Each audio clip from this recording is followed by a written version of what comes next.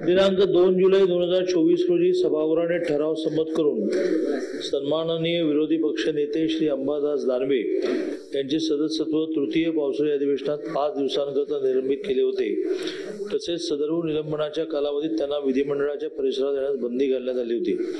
या संदर्भात सन्माननीय विरोधी पक्षनेते श्री अंबादास दानवे यांनी त्यांच्या दिनांक 3 जुलै 2024 रोजीच्या पत्रान्वये सभागृहाप्रती दिलगिरी व्यक्त केली आहे।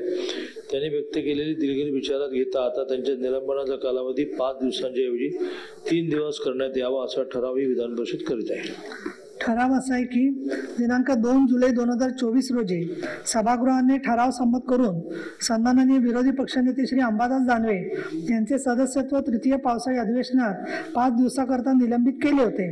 तसेच सदर्भ निलंबनाच्या कालावधीत त्यांना विधिमंडळाच्या परिसरात येण्यास बंदी घालण्यात आली होती।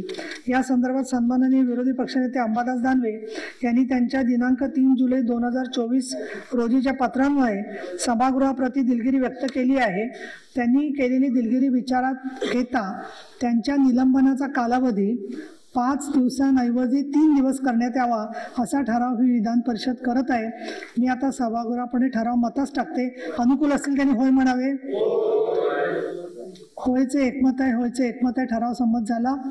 आपण पुढचं कामकाज करूया।